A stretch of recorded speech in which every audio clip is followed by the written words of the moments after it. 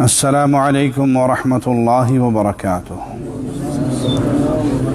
إن الحمد لله نحمده ونستعينه ونستغفره ونعوذ بالله من شرور أنفسنا ومن سيئات أعمالنا. من يهده الله فلا مضل له ومن يضلل فلا هادي له. أشهد أن لا إله إلا الله وحده لا شريك له وأشهد أن محمدا عبده ورسوله. أما بعد. نبی کریم صلی اللہ علیہ وسلم نے حج کا جو طریقہ سکھایا، صحابہ نے آپ کو دیکھ کر جو حج کے معاملات کو نقل کیا، تو اس نبوی حج کے موضوع پر ہم نے پچھلے درس میں گفتگو جہاں ختم کی تھی وہ تھا مزدلفہ، کہ جب حاجی عرفات سے واپس آئے گا مزدلفہ میں آرام کرے گا اور یہاں آ کر مغرب اور عشاء کی نماز جمع قصر کرے گا اور رات سو جائے گا، آرام کرے گا، کیونکہ اگلے دن اس نے زیادہ کام کرنے ہیں۔ تو جب صبح ہو جائے فجر کی نماز ادا کرے اور پھر کثرت سے دعائیں کرے، اپنے ہاتھوں کو بلند کرے، قبلہ رخ ہو جائے، اللہ سے مانگے۔ حج سارا ہے ہی اللہ سے مانگنے کا نام، اللہ کے آگے گڑگڑانے کا نام، دعاؤں کا نام، عقیدہ توحید کی سلامتی کا نام۔ اور جب روشنی پھیل جائے سورج نکلنے سے پہلے تو حاجی پھر مینا کی طرف روانہ ہوگا، اور مینا جاتے ہوئے راستے میں وادی محصر، یہ مزدلفہ اور مینا کے مابین ہے، اس میں تیزی کے ساتھ چلے گا۔ جب مینا پہنچے گا تو جمرہ عقبہ جو کہ مکہ کی جانب ہے، اس پہ رمی کرنی ہے، تو رمی کے لیے لوبیے کا دانہ یا چنے کا دانہ اس کے برابر کنکری لی جائے گی اور وہ کنکری اس کو ماری جائے گی۔ 7 کنکریاں ماری جائیں گی۔ پہلی کنکری مارنی ہے، اللہ اکبر کہنا ہے، ہر کنکری پہ یہ لفظ دہرانے ہیں۔ یہ عبادت کا حصہ ہے، یہ نبی صلی اللہ علیہ وسلم کا سکھایا ہوا طریقہ ہے۔ تو یہاں افراط و تفریط سے بچیں۔ کچھ لوگوں کو آپ دیکھیں گے وہ جوتیاں مارتا ہے، کوئی بڑے بڑے پتھر مارتا ہے، کوئی اس کو شیطان سمجھتا ہے، اس پہ سنگ باری کرتا ہے، بڑے دور سے دوڑ کر آتے ہیں اور آ کر پھر اسے بڑے زور سے مارتے ہیں، جیسے ہم گویا شیطان کو مار رہے ہیں اور شیطان سے بدلہ لے رہے ہیں۔ اصل بات کیا ہے کہ یہ تعلیم ہمیں رسول اللہ صلی اللہ علیہ وسلم نے رمی کرنے کی دی ہے۔ ہم نے اپنے آپ کو اللہ کے نبی صلی اللہ علیہ وسلم کی اس حد کے اندر رکھنا ہے۔ وہ ایک عرب عالم کی میں تقریر سن رہا تو اس نے کہا میں نے ایک شخص کو دیکھا جس نے ہاتھ میں اینٹ پکڑی ہوئی ہے اور وہ اس کی طرف جا رہا ہے، اور میں اسے سمجھا رہا ہوں کہ بھائی اللہ کے بندے، یہ اتنا بڑا پتھر تو نے اٹھا لیا ہے، یہ مارے گا کسی کے سر پہ لگ گیا تو اس کا سر پھٹ جائے گا۔ تو اسلام نے تو اس کا حکم نہیں دیا، یہ جذباتی ہے کہ نہیں تمہیں نہیں پتہ۔ وہ اس کو جانتا بھی نہیں کہ یہ بہت بڑے عالم ہے، کہ تمہیں نہیں پتہ، میں جانتا ہوں۔ اس نے کہا نہیں، میں دین کا طالب علم ہوں، میں آپ کو سمجھا رہا ہوں، اتنا سا پتھر چنے کے دانے کے برابر وہ کافی ہے رمی کے لیے، یہ اتنی بڑی اینٹ درست نہیں ہے۔ کہتا مجھے پتہ ہے تو کون ہے۔ وہ شیخ کہتے میں سمجھا کہ شاید اس نے کہیں میرے کلپ دیکھے ہوں گے یا کسی ٹی وی چینل پہ میرا کوئی پروگرام سنا ہوگا، تو میں بڑا خوش ہوا کہ چلو اس نے پہچان لیا، بات مان لے گا۔ میں نے کہا اچھا مجھے پہچان لیا آپ نے؟ کہا بالکل میں نے پہچان لیا، میں جانتا ہوں تم کون ہو۔ کہا میں کون ہوں؟ کہتا اخو شیطان، تو یہ شیطان کا بھائی ہے، یہ جو میں اینٹ مار رہا ہوں تجھے کیوں تکلیف ہو رہی؟ تیرے بھائی کو مار رہا ہوں اس لیے تکلیف ہو رہی۔ تو بیچارے استغفر اللہ پڑھ کے چپ کر گئے۔ تو جو سنت طریقہ ہے وہ کیا ہے؟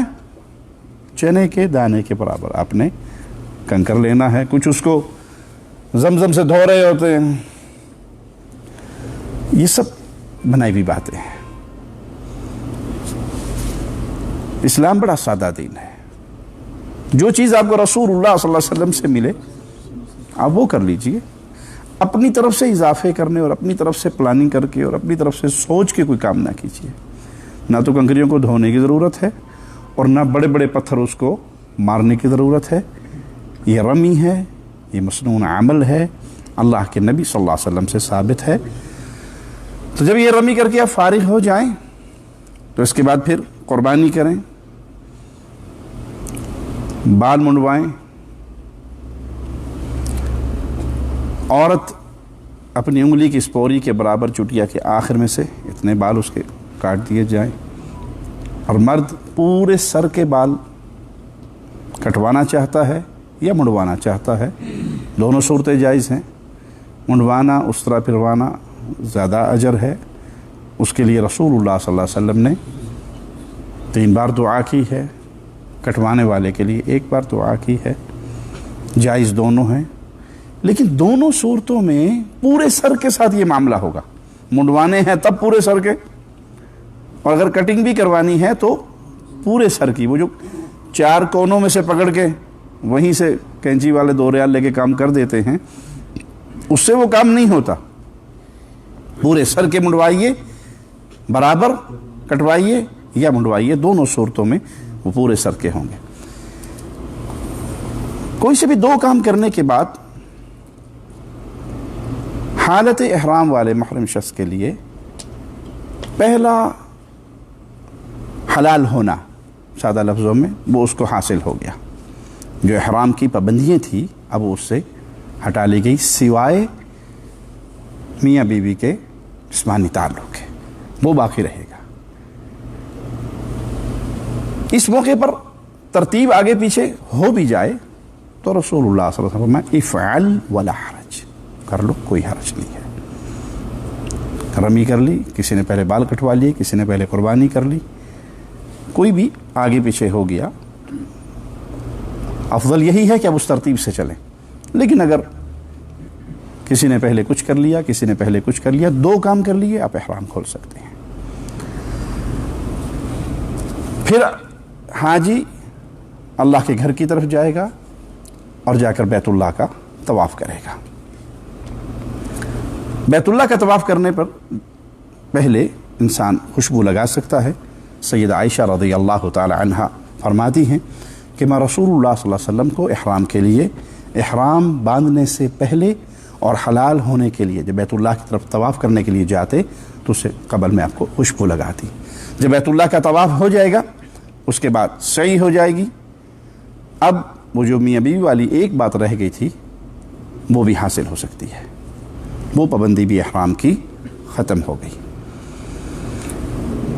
जिसने हज इफ़राद करना है या हज क़िरान करना है, अगर वो तवाफ़ क़ुदूम के साथ सही कर चुका है तो अब 10 तारीख को सही करना उसके लिए, उसकी सही अदा हो गई है। लेकिन हज तमत्तो करने वाला, उसने चूँकि पहली सही उम्रे वाली की है, अभी उसकी हज की सही बाकी है। तवाफ़ करेगा, सही करेगा और फिर रात वापस मिना में आके सोएगा। अच्छा, यहाँ कुछ लोग क्या करते हैं कि तवाफ़ और सही में इतने थक जाते हैं कि वहीं सो जाते हैं। अगर इतना टाइम नहीं आपके पास, रश में फंसे हुए हैं, आप तवाफ़ कर लिया, वापस आ जाएं, अगले दिन जाकर सही कर लें। इस वाजिब को, मिना में रात आकर सोने के वाजिब को ना छोड़ें। और अगर कोई बूढ़ा है, बीमार है, तकलीफ़ में है और वो उस दिन 10 तारीख को तवाफ़ नहीं कर सकता तो कोई हरज नहीं, वो उसे अगले दिन या उससे अगले दिन तवाफ़ कर सकता है। जब वापिस आप मीना में आएंगे, 11 और 12 तारीख की दोनों रातें आपने मीना में बसर करनी है। रात को यहाँ रहना, मबीत करना मीना में, ये वाजिब है। वाजिब तरक करोगे तो दम देना पड़ेगा। दिन के वक्त अगर आप कहीं बैतुल्लाह में जाते हैं या कहीं और भी जाते हैं तो आप पर वाजिब है इन 2 रातों में कि आपने सोना आकर मीना में है, आराम आपने मीना में करना है। और जब मीना में आएंगे तो आप अपनी नमाज़ों को वक्त पे अदा करेंगे, लेकिन कसर करेंगे, जमा नहीं है, अपने अपने वक्त पे नमाज अदा करनी है, लेकिन कसर अदा करनी है। इंसान रमी करने के लिए जब जाता है तो کوئی حرج نہیں، اگر اسے سواری مل جاتی ہے وہ سوار ہو کے چلا جائے، سہولت ہے، آسانی ہے۔ پیدل بھی جاتا ہے تو اس کے لیے بھی الحمدللہ بہت سہولت ہے، سائیدار جگہ بھی ہے، اور سارے راستے کے اندر الحمدللہ شاور بھی انہوں نے لگا دیے ہیں پانی کے گرمی کو کچھ کنٹرول کرنے کے لیے، تو وہ بھی درست ہے، اس میں بھی کوئی حرج نہیں۔ رمی کا جو وقت ہے وہ زوال کے بعد، جو مسنون عمل ہے زوال کے بعد، یہ ایک باعث اجر اور حج کے مناسک میں سے ہے۔ اس کے اندر دھکم پیل، کسی مسلمان کو تکلیف دینا، ان چیزوں سے بچنے کا حکم ہے۔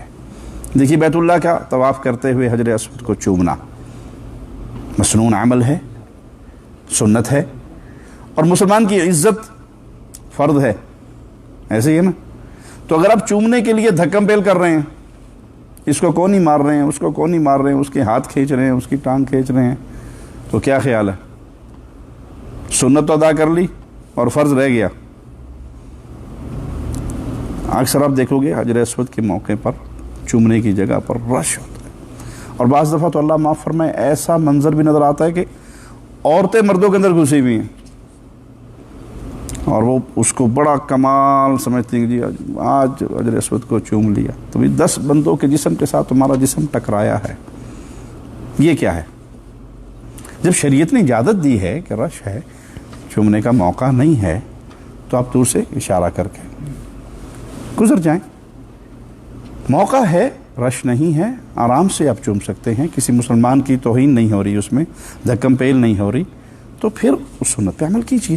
اسی طرح رمی کا معاملہ ہے کہ رمی کرتے ہوئے آپ یہ دیکھیے کہ اتنی دور سے اتنا بڑا پتھر تو نہیں مار رہے کہ کسی مسلمان کو تکلیف ہو، یا کسی کے ساتھ دھکم پیل تو نہیں ہو رہی، مسلمان کی عزت کا خیال کرتے ہوئے اور کسی کو تکلیف نہ دینے کا پورے حج کے اندر عزم کرتے ہوئے زوال کے بعد جائیے جمرہ اولا، جو کہ جمرات میں مکہ سے سب سے زیادہ دور اور مسجد خیف کی جانب ہے، اس کو مسلسل آپ نے 7 کنکریاں مارنی۔ اچھا 7 اکٹھی کر کے مار دیں ایک ہی دفعہ میں ہو جائے گی؟ ایک ایک الگ الگ، ٹھیک ہے؟ 3 طلاق اکٹھی دے دو، تینوں ہو جاتی ہے نا، مولویوں نے پٹی یہی پڑھائی ہے، 7 کنکری اکٹھی مار دو تو 7 ہو جائیں گی۔ جو طریقہ شریعت نے سکھایا ہے اسی طریقے پہ چلیے، اپنی طرف سے اضافے نہ کیجیے۔ یہ رمی کرنے کے بعد تھوڑے سے آگے بڑھیے اور پھر قبلہ رخ ہو کر لمبی دعا کیجیے۔ یہ چیز رسول اللہ صلی اللہ علیہ وسلم کی سنت ہے۔ اپنے لیے دعا کیجیے، اپنے بہن بھائیوں کے لیے دعا کیجیے، مسلمانوں کے لیے دعا کیجیے، اپنے لیے خیر و برکت مانگیے اللہ سے۔ کوئی شخص زیادہ دیر نہیں کھڑا ہو سکتا کسی بیماری کی وجہ سے، تکلیف کی وجہ سے، تو اپنی دعا کو مختصر کر لے، لیکن جس کو یہ موقع ہو، جس کی صحت درست ہو، تو اسے اس سنت پہ عمل کرنا چاہیے۔ اور خاص طور پہ جب لوگ سنتوں کو چھوڑ رہے ہوں، کوئی سنت مردہ ہو رہی ہو، تو اس کو زندہ کرنا، اس سنت کا اظہار کرنا، یہ زیادہ باعث اجر ہے، تاکہ لوگوں کا علم ہو کہ یہ سنت ہے، یہاں پر کھڑے ہو کے لمبی دعا کرنی ہے۔ پھر درمیان والے جمرے پر آئیے اور وہاں پہ آ کر آپ نے اسی طرح 7 کنکریاں مارنی ہیں، ہر کنکری پر آپ نے تکبیر کہنی ہے، اور پھر اس سے آگے ہو کر قبلہ رخ ہو کر آپ نے لمبی دعا کرنی ہے۔ اور جب آخری پر آ کر آپ نے رمی کرنی ہے تو اس کے بعد پھر دعا نہیں ہے، اس کے بعد پھر دعا نہیں ہے، اور تیسرے دن آ کر پھر آپ نے اسی طریقے سے رمی کرنی ہے۔ وقت اس کا زوال کے بعد شروع ہوتا ہے، اور یہ مانگنے کا وقت ہے، دعاؤں کا وقت ہے۔ مینا کے اندر جو یہ ایام ہیں، یہ اللہ کی عبادت کے، ذکر و اذکار کے ایام ہیں، اللہ کی قربت کو پانے کے ایام ہیں، اللہ سے اپنی حاجات پیش کر کے اور اللہ کے سامنے کڑکڑا کر رو کر اپنی دعاؤں کو قبول کروانے کے ایام ہیں۔ نمازیں اپنی ادا کیجیے، یہ نہیں ہے کہ آپ حج پہ آئے تو اب جی میں رمی کر کے آیا، بہت تھکا ہوا ہوں، تو اب نماز کے ٹائم پہ چھٹی ہے۔ اس حج کا کیا فائدہ جس میں نماز نہ ہو؟ حاجی صاحب دوسرے حاجیوں کو ملنے کے لیے گئے ہیں، درمیان میں ظہر عصر نماز، کچھ وہ حاجی آئے تھے بس ان کو ملنے گئے تھے، تو نماز تو بیچ میں رہ گئی۔ آپ حکومت کا اعلان پڑھتے نا، لا حج بلا تصریح، تصریح کے بغیر کوئی حج نہیں، ٹھیک ہے، قانون ہے، مسلمان حاکم نے بنایا ہے، ہم پر ماننا اس کا واجب ہے، لازم ہے، کیونکہ اللہ کا حکم ہے اللہ کی اور اس کے رسول کی، اور ولی الامر کی اتباع کرو، اطاعت کرو۔ یہ مثال دے کے سمجھا رہا ہوں، جس حج میں تصریح نہیں تو آپ کو جانا نہیں دیں گے ہیں، اور جس حاجی کا عقیدہ توحید درست نہیں اس کا حج ہوگا، جس حاجی کے پاس فرض نمازی نہیں اس کا حج ہوگا۔ وہ حج کرنے کے لیے محنت کر کے پیسے لگا کے لاکھوں روپے لگا کے پہنچ جائے، اور فجر کی نماز، عشاء کی نماز، یہ دو نمازیں منافق پہ بھاری ہیں نا، نہ فجر اسے نصیب ہو اور نہ عشاء اسے نصیب ہو، تو یہ دونوں نمازیں منافق پر بھاری ہیں۔ حج کیجئے، حج آپ کو اللہ کے قریب کر دے، اللہ سے مانگنے کا، اللہ کے سامنے رونے کا، اپنے گناہوں کی معافی کا ایک موقع ہے، اس کو ہاتھ سے نہ جانے دیجئے۔ لیکن جو چیزیں اللہ نے فرض کی ہیں ان فرائض کو نہ بھولیے۔ اگر آپ حج کے معاملات میں تو بڑے جوش و خروش سے عمل کر رہے ہیں، لیکن نماز آپ کے پلے میں نہیں ہے، تو یقین جانیے کہ آپ گیڑا ہی مار کے آن رہے ہو۔ اس کیڑے سے بچو، اس ترتیب کو جو اللہ نے سکھائی ہے رسول اللہ صلی اللہ علیہ وسلم کے ذریعے، کہ سب سے پہلے اسلام 5 بنیادوں پر جو کھڑا ہے، اس میں سب سے پہلے شہادتین ہے، توحید اور رسالت، پھر نماز ہے۔ اس نماز کو اپنی زندگی کا حصہ بنائیے۔ دیکھیے حج سے چھٹی مل سکتی ہے نا، پیسے نہ ہو تو حج سے چھٹی مل جائے گی، حج ہے ہی اس پہ جس کے پاس من استطاع الیہ سبیلا، جس کے پاس پیسہ ہے، صحت ہے اور پیسہ ہے۔ لیکن نماز وہ عمل ہے کہ کوئی حال چھٹی کا، کہ مالدار پہ نماز ہے، غریب پہ نماز، غریب کو معاف نہیں ہے، امیر کو معاف، کوئی ہے صورت ایسی؟ نہیں، کوئی صورت نہیں ہے۔ کھڑے نہیں ہو سکتے بیٹھ جاؤ، بیٹھ نہیں سکتے لیٹ جاؤ، وضو نہیں کر سکتے تو مٹی موجود ہے یمن کر لو، اشاروں سے پڑھ لو، دشمن پیچھے لگا ہوا ہے دوڑتے ہوئے پڑھ لو، کوئی صورت ایسی نہیں کہ نماز کی چھٹی ہو۔ تو آپ بڑے مبارک سفر پہ جا رہے ہیں اللہ کے گھر کے حج کے لیے، لیکن نہ بھولیے گا کہ آپ کی اگر زندگی نماز سے خالی ہے تو آپ ایک وزٹ کر کے آ رہے ہیں، شاید اس کا آپ کو فائدہ نہ ہو۔ تو اپنی نمازوں کو حج کے دوران بھی اور حج کے علاوہ بھی واپس آ کر بھی جو اللہ کے فرض کیے ہوئے عمل ہیں ان کو ایسے جیسے رسول اللہ صلی اللہ علیہ وسلم نے اس کی اہمیت بیان کی، اس اہمیت کے ساتھ پڑھی۔ آخری لمحات تک آپ کی زبان پر کیا تھا؟ الصلاۃ الصلاۃ الصلاۃ، نماز نماز نماز، وما ملکت ایمانکم، غلاموں کا خیال کرنا، یہ آپ کی آخری وصیت تھی۔ تو اگر میری اور آپ کی زندگی میں نماز کی اہمیت نہیں، نہ دوران حج اور نہ حج کے علاوہ، تو سوچ لیجئے پھر ہم کہاں کھڑے ہیں۔ 12 تاریخ کی جب کنکریے مار چکے ہیں تو تعجیل کرنا آپ کے لیے جائز ہے کہ آپ اس دن مینا چھوڑ دیں، سورج غروب ہونے سے پہلے پہلے مینا سے نکل جائیں، اور اگر سورج غروب ہو گیا اپنی مرضی سے آپ وہیں پر ہیں تو آپ پر رکنا لازم ہے۔ پھر آپ نے 13 تاریخ کو اسی طرح زوال کے بعد کنکریے مارنی ہے اور پھر جانا ہے۔ 12 کو جانا جائز ہے، 13 تک رکنا افضل ہے۔ 12 کو جانا، تعجیل کرنا جائز ہے، اجازت ہے، لیکن اگر کوئی شخص رکتا ہے اور رک کے 13 کی کنکریے بھی مارتا ہے تو یہ اجر میں، ثواب میں اس سے زیادہ ہے جو 12 کو چلا گیا۔ لیکن اگر آپ نے اپنی مرضی سے 12 کے سورج کے غروب ہونے تک مینا میں ہی پڑاؤ رکھا، اب آپ پر لازم ہے۔ اہل علم کا یہ کہنا ہے کہ آپ گاڑی میں سوار ہو گئے، سامان اٹھا لیا، آپ نکل پڑے، لیکن گاڑی کہیں رش میں پھنس گئی اور آپ کو مینا کے اندر ہی مغرب ہو گئی، تو چونکہ آپ رخت سفر باندھ چکے ہیں، گاڑی میں بیٹھ چکے ہیں، مینا سے نکلنے کا وسیلہ اپنے اختیار کر لیا ہے، لیکن کسی مجبوری کی بنا پر، گاڑی کے رش میں پھنس جانے کی بنا پر آپ نکل نہیں سکے تو کوئی حرج نہیں، وہ قافلہ چلتا رہے گا اور آپ اس کے بعد بھی جانا چاہیں تو جا سکتے ہیں۔ یہ ہے پیارے نبی صلی اللہ علیہ وسلم کا سکھایا ہوا وہ طریقہ جس کے مطابق ہمیں عمل کرنا ضروری ہے۔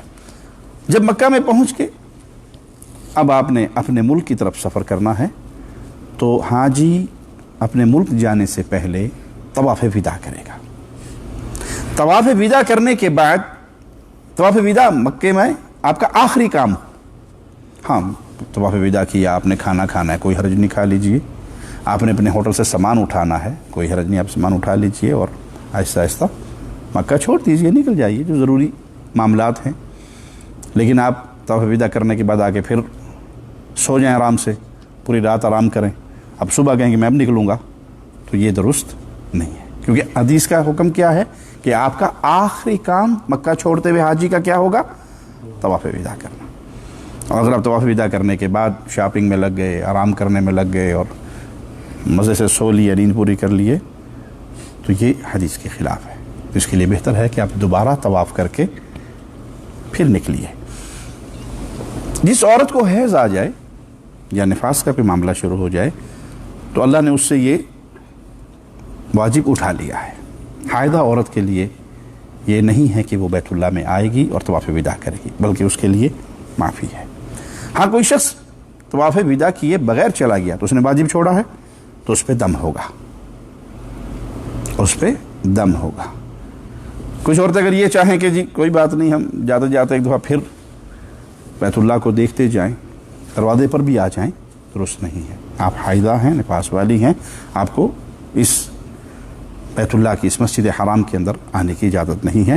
اللہ نے آپ سے یہ عمل ویسے ہی اٹھا لیا ہے.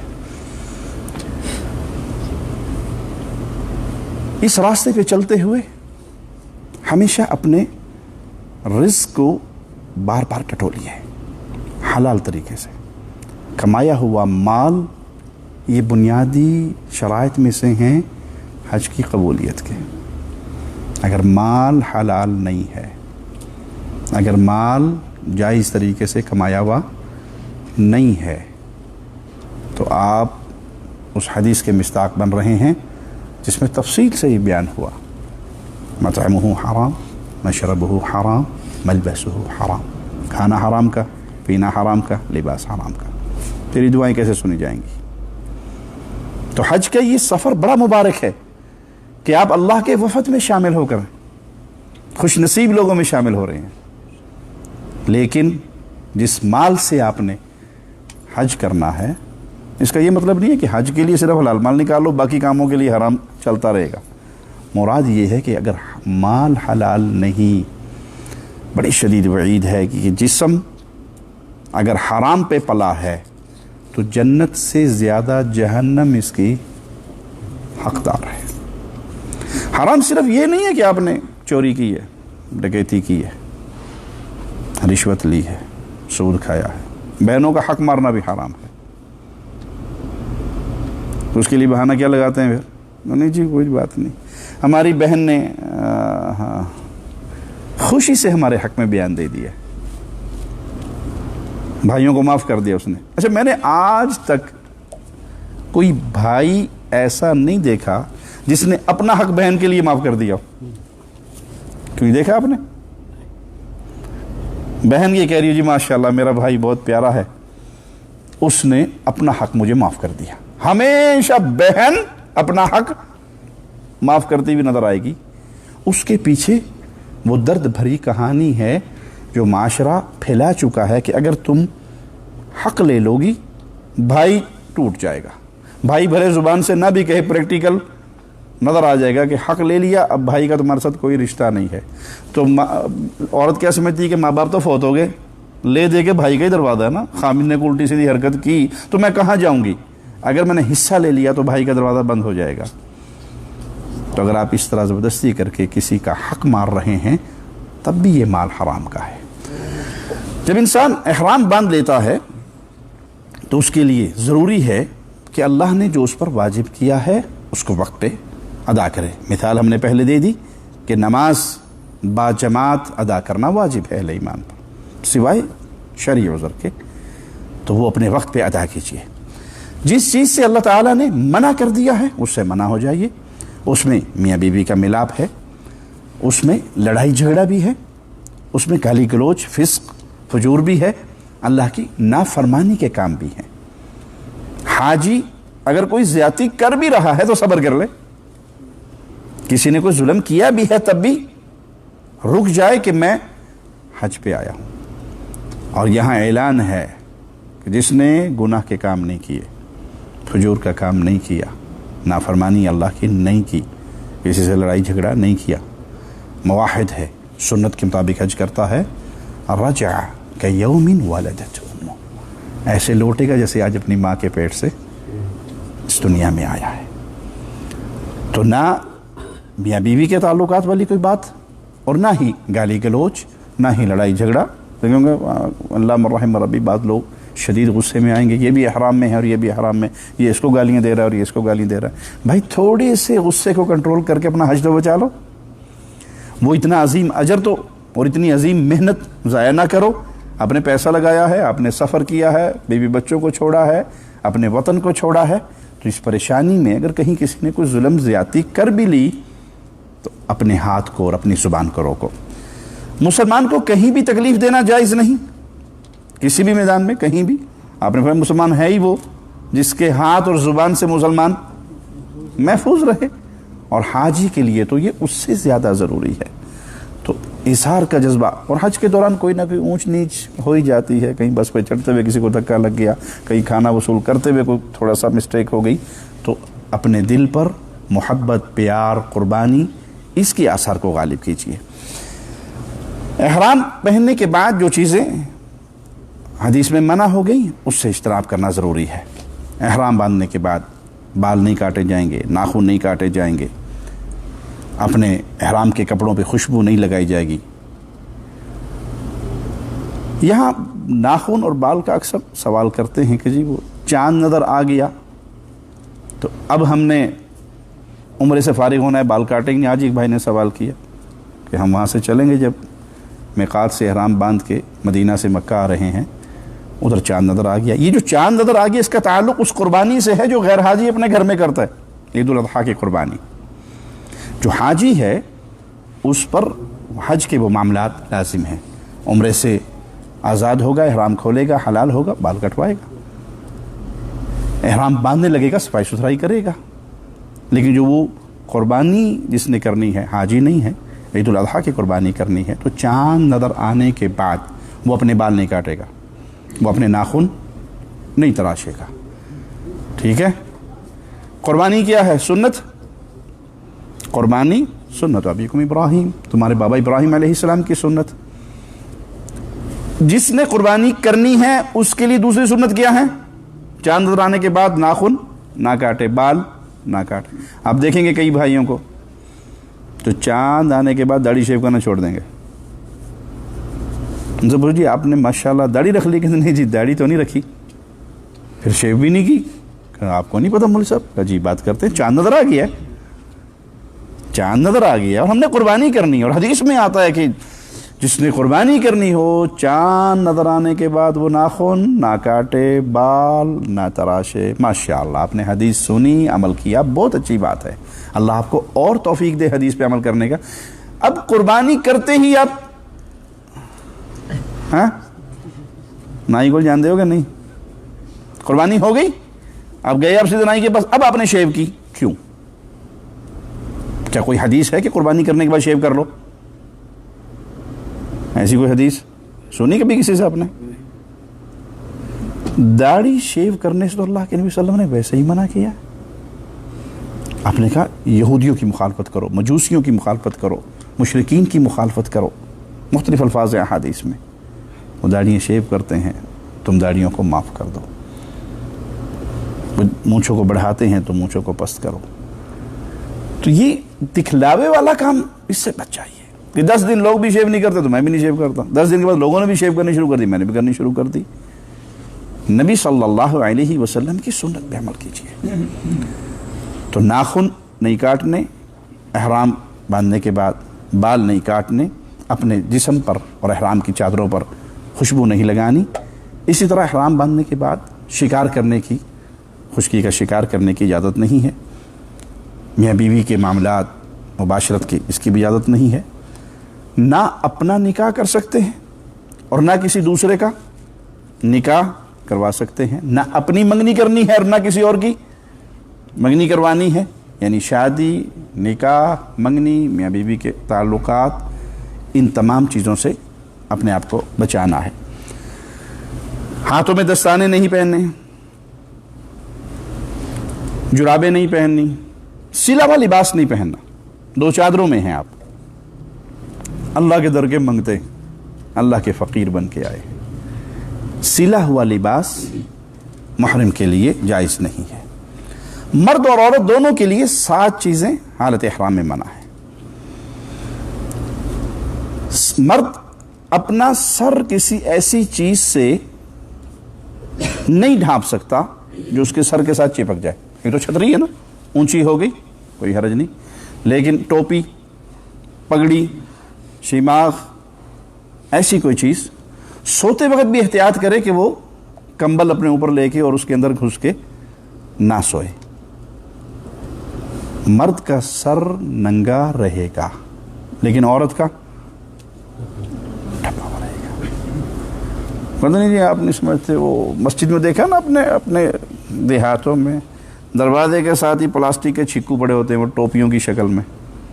ننگے سر نماز نہیں ہوتی، ننگے سر نماز نہیں ہوتی، اس کے لیے وہ پلاسٹک کے، اب تو اللہ بھلا کرے چائنا کا پلاسٹک ہی بنا دی، پہلے کھجور کے تنکوں کی ہوتی تھی، وہ سر پہ رکھ کے نماز پڑھی جاتی تھی، اور جس کے سر پہ نہیں ہوتی تھی پیچھے سے بابا جی آ کر زبردستی وہ چیکو سر پہ چڑھا دیتے تھے۔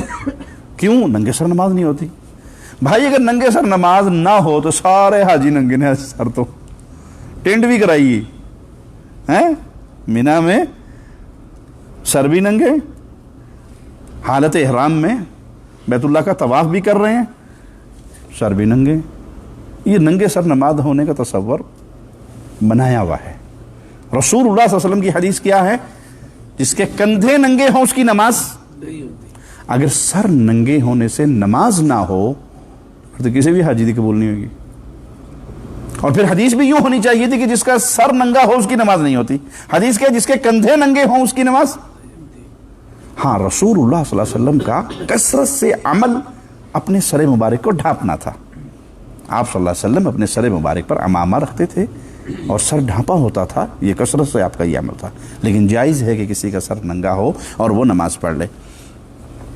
تو حالت احرام میں آنے کے بعد پھر کوئی شخص قمیض پہنے، شلوار پہنے، جرابے پہنے، دستانے پہنے تو مرد کے لیے یہ چیزیں درست نہیں ہیں۔ عورت کے لیے حکم یہ ہے کہ وہ نقاب نہ کرے، جو منہ پر باندھا جاتا ہے اس نقاب سے منع کیا گیا حالت احرام میں۔ ہاں لیکن اجنبی اگر مرد ہوں تو پردہ کرنا لازمی ہے، چہرہ چھپانا لازمی ہے۔ اور آج کے دور میں تو رش اتنا ہے کہ کوئی جگہ ایسی ہے ہی نہیں جہاں پہ اجنبی نہ ہو، غیر محرم، نامحرم لوگ نہ ہوں۔ کوئی ایسی جگہ ہے؟ یہاں تو مونڈے سے مونڈے لگتے ہیں۔ تو اس حالت پردہ کریں، اپنی غیرت کو ہمیشہ یاد رکھیں، اپنی غیرت کو ہمیشہ تازہ رکھیں، اور یاد رکھیں غیرت مواحد میں ہوتی ہے، مشرک کی غیرت مری ہوئی ہوتی ہے۔